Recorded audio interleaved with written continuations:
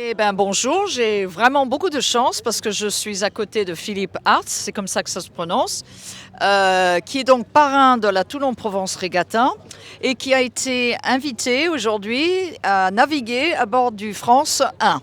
Donc, Philippe, est-ce que vous pouvez expliquer au grand public? Alors moi je suis un marin qui a été habitué à naviguer sur des bateaux plus récents. Donc c'est des bateaux qui ont fait rêver mon imaginaire d'enfant. C'est des bateaux que j'ai vus sur les images d'archives. J'entends les histoires des anciens qui racontent des histoires épiques sur ces bateaux-là. Le Baron Bic enfin, le nom Bic résonne dans l'histoire navale française. Et donc me retrouver aujourd'hui à bord de ce bateau, c'est quand même assez exceptionnel et il y a beaucoup d'émotions. Et ces émotions ont été bien magnifiées aujourd'hui parce qu'on a des conditions superbes. Et puis bah voilà, un équipage avec 17 personnes à bord, il y a beaucoup de coordination. Et puis il y a une façon de naviguer. Alors par exemple, c'est des bateaux où le réglage des voiles est très important. Le barreur en fait, il barre, il donne la direction du bateau, mais si son régleur de grand voile suit pas ces informations, ben, en fait il peut pas aller là où il veut. Donc c'est assez sympa, c'est des bateaux qu'on appelle à déplacement lourd. C'est un peu une autre façon de naviguer qu'avec les bateaux modernes qui sont rapides, très réactifs, où on sait que tout est un peu solide parce que la résistance des matériaux a évolué. Donc c'est assez passionnant de naviguer à l'ancienne.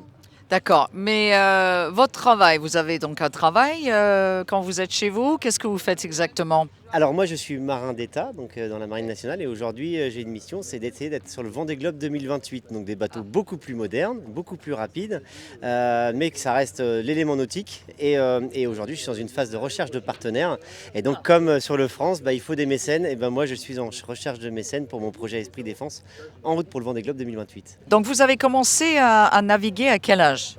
Alors moi j'ai eu de la chance de commencer à naviguer à 7 ans sur l'Erdre, donc une rivière qui est à Nantes. Et dès que j'ai pris la barre de mon optimiste, j'ai compris que mon destin se jouerait sur les flots.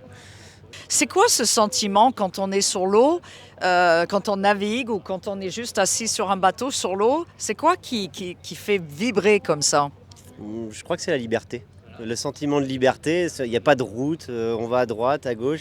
Alors nous, notre jeu en course au large, enfin en course en bateau, c'est de trouver la meilleure voie pour aller le plus rapidement possible. La voie parfaite n'existe pas, c'est celui qui fera la moins mauvaise de tous les autres qui gagnera.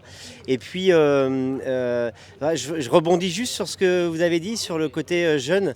Il n'y a pas d'âge pour commencer à naviguer. Et notamment sur le France, c'est une association.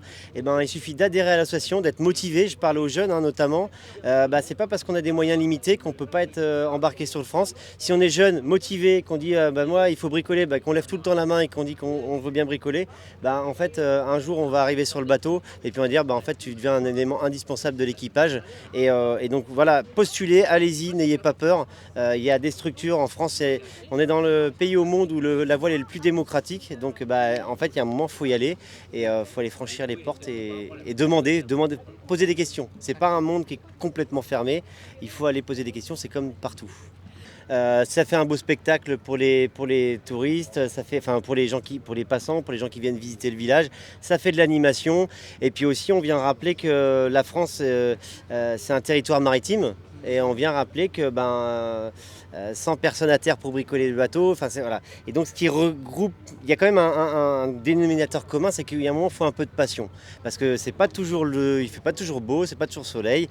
Et par contre, quand il y a de la passion, en fait, qu'il pleuve, qu'il vente, qu'on soit mouillé, qu'il fasse froid, au final c'est secondaire, on est sur l'eau et on est heureux, c'est joli. Là on a un spectacle magnifique, on a un paysage qui est incroyable dans la rade de Toulon.